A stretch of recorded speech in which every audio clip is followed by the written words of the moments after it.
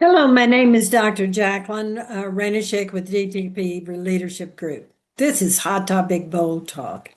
Today, I'm going to talk to you about whose lives really matter. Is it women? Is it people of color? Is it immigrants? And the fight for American soul, who's doing that? Because that's what's happening. Because I see the way women are being treated. I see the way persons of color are being treated. I see the way immigrants are being treated. And I know that's not acceptable.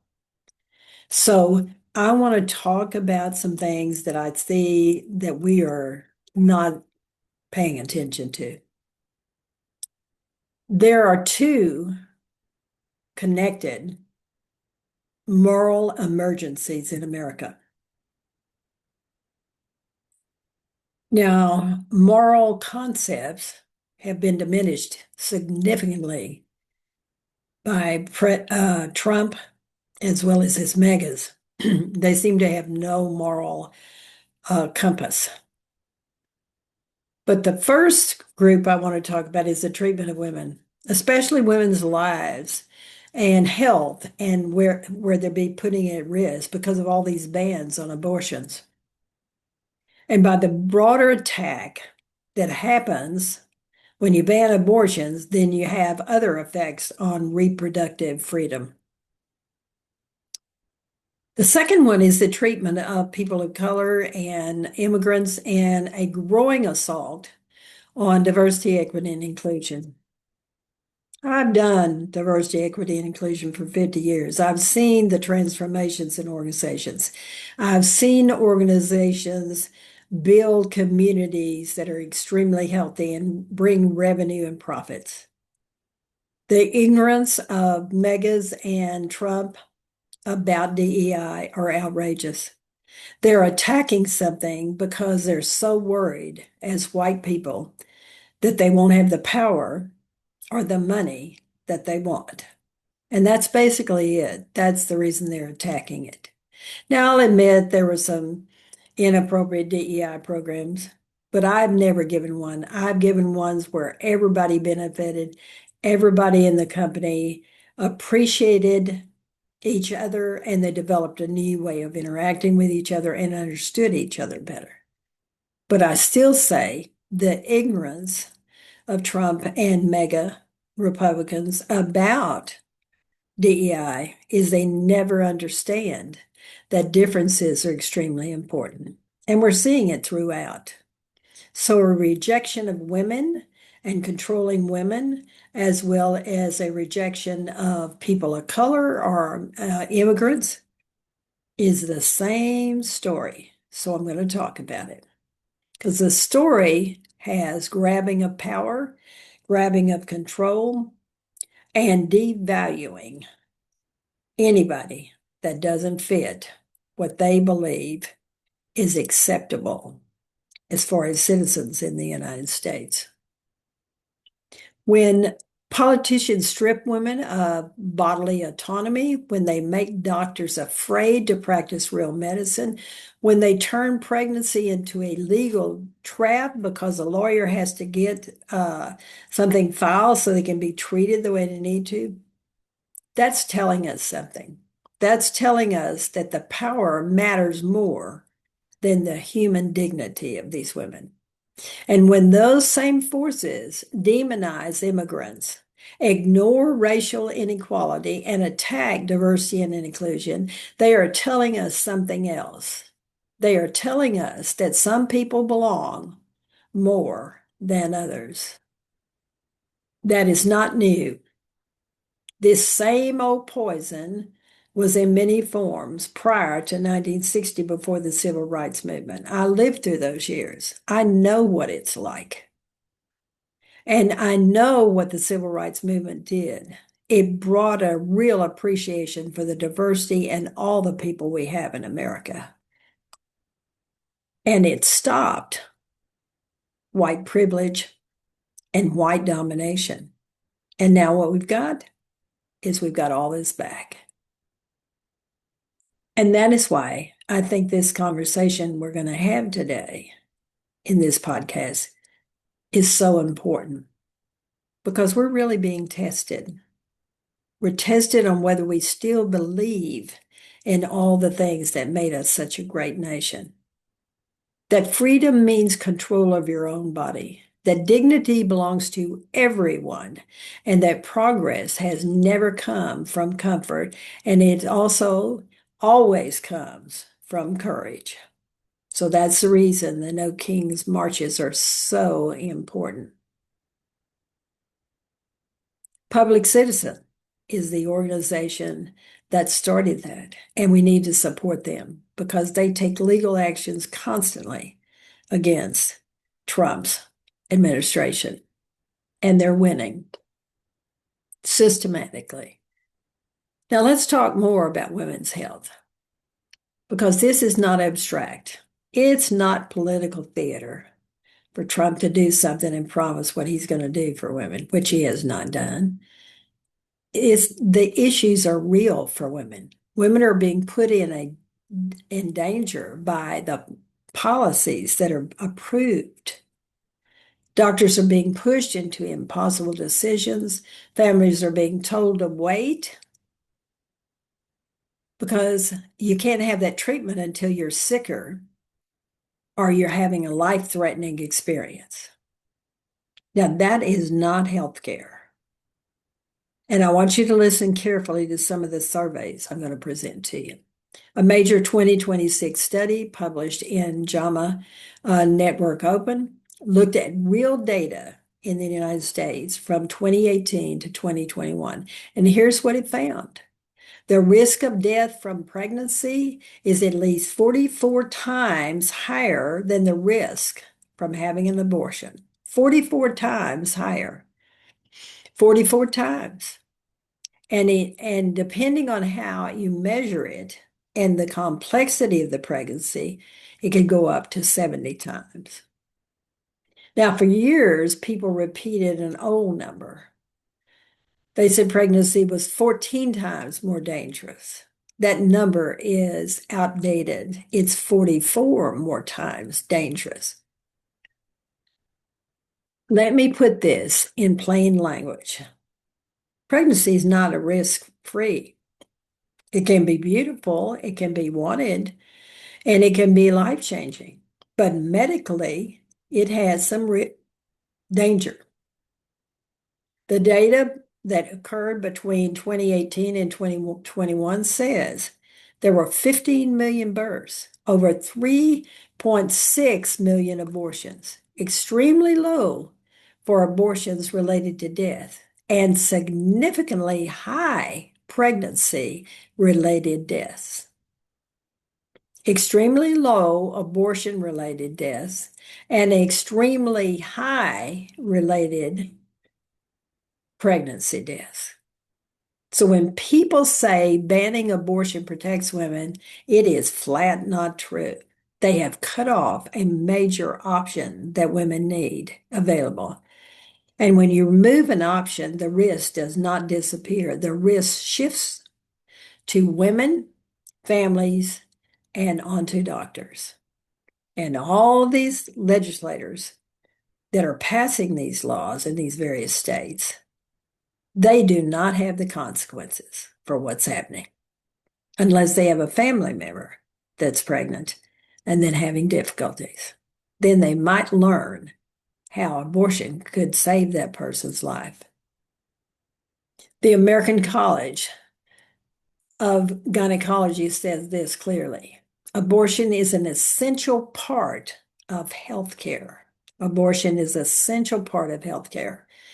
It's essential and it matters because once we understand that there is no longer just a political debate about it, it becomes a moral question. And that's the reason I'm saying that there is no morality in the belief structures and attitudes that mega Republicans and Trump has. They're not there to save women. They're not there to save infants, because I will give you some factual data about that in a moment. And it becomes a real moral issue for all of us. Are we going to stand by people that are corrupt and have no moral concepts? Or are we going to stand in the right place? Are women trusted to make decisions about their own bodies? I'd say yes. Or does the government decide for them? And I would say no. That's the problem. The government has no business being in anything to have to do with a woman's pregnancy, and she and her doctor need to decide what they're going to do. Now, it's a systemic failure because it's impacted our nation and it's impacted many women and families. Now, let's go out for a moment. The United States has the highest maternal death rate among wealthy nations. And more than 80% of those deaths could have been prevented. Think about that. Could have been prevented, and these women would be alive today. And those risks are not equal. Black women are far more likely to die from pregnancy-related causes, not because of their biology. So don't go into some racist attitude about it's about their biology. It's due to access to healthcare a lot of times. It's due to bias because doctors don't fully understand the African American community they're treating, and because it's systemic inequality that's existing.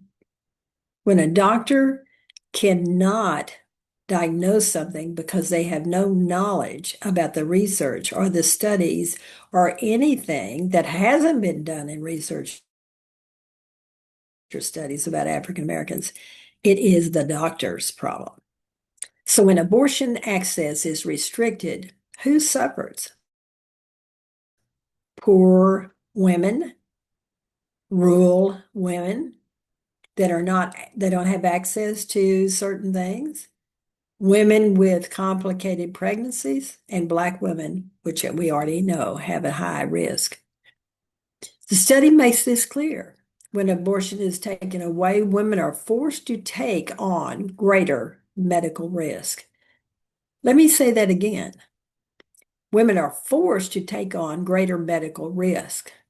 There's a forced pregnancy is not neutral. It is governmentally imposed forced pregnancy because you don't get to have an abortion that could save your life. Now, here's the real impact. Doctors are afraid. Hospitals are cautious. Lawyers are involved in emergency care decisions. Women with wanted pregnancies who develop complications are told to wait. Wait until they're sick enough. Wait until they're bleeding enough. Wait until they're close enough to death that they then could receive the treatment they need. This is not healthcare. This is fear-driven medicine. And it's not this time the doctors that are doing it, it's the legislators who have no understanding and have some desire to control women. So it is a tragic situation. And even though women survive through all these experiences, the consequences are real. They often have organ damage, they have infertility, they have trauma, and they end up with financial devastation because it costs so much for them to go through this process of nearly dying before they get help. Now let's talk about what happens when access to abortion disappears. In 2025, that's more now, but in 2025, 13 states had total abortion bans. Several more had severe ones, like we have in Texas. So what happens? Women don't stop needing care. They have to travel. They get delayed. They get in the midst of a struggle that they don't even need to be in if they had the available options of abortion. Over 140,000 in 2025 women traveled across state lines for care, and about 91,000 relied on telehealth across state lines because they couldn't travel. They didn't have the funds to do that. Again, this is not health care. This is an obstacle course. And I think it's fascinating that Trump and megas want people to have babies, but they have no capacity to understand that through the abortion bans, they have created obstacles for women when they are pregnant. The insanity of that thought pattern and the inability to connect the two is, to me, outrageous. And the obstacle course is not even. If you have money, you can navigate and get the kind of help you want. If you do not, you may be trapped. So when people say these laws protect lives, they do not. And I will give you the mortality rate, and you will see what is going on. So who are they saving? I don't know whose lives they're saving because they're not saving women and they're not saving babies. Research shows that infant mortality has actually increased in states with abortion bans. So babies are dying. It's increased in states with abortion bans. Let's be very clear. So these policies are not just affecting women, they're affecting children too. Real respect for human beings would be better health care, better support for families, safer pregnancies, and stronger systems. All they are doing is forcing births, but with higher risk for women. Now I want to transition to another important area because the same mindset that restricts women's autonomy is shaping up the way we treat immigrants and people of color. We are told immigrants enforcement is about criminals, but the data shows that's very different. A significant number of people that have been detained or arrested have no criminal record. Families, workers, people trying to live their own lives and contributing to our communities. And then all of a sudden, they are detained or deported. It's amazing to me how people cannot see that due process has become a very fragile thing in America. And just because it's happening with immigrants or just because it's happening with people of color, don't kid yourself. Because when any one group is attacked and they don't have due process rights, then it weakens the due process. And then we see it doesn't matter what color you are, because you may be sued, you may be questioned, or you may be attacked because you are of a political party that is opposite from megas and from Trump. Now, I want to talk about DEI, and I want to talk about civil rights. There are a lot of companies that stay quiet, but they still have diversity and inclusion programs. And Trump has tried to dismantle so many of them. The programs were designed to create fairness, not threaten people. I've spent a lot of years doing this work, and what I see is white people that get really judgmental and don't want to talk about diversity, or they don't want to talk about equity, or they don't want to talk about inclusion, is because they don't want to have to go through the emotional experience of realizing what we've done in America. You can't take away slavery that happened here and assume that you can eliminate it from the history books and then everything's going to be fine. That is ignorance on the part of people that think that can happen. We have to deal with what our history is and to deal with the present day and how we can be much more effective with each other. History does matter. And what I want to do is I want to talk to you about a specific thing that I learned just recently from one of my relatives. I always thought that the primary sit-in was done in 1960. It was not. I want to tell you about the DACA sit-in story. DACA drugstores were in Wichita, Kansas.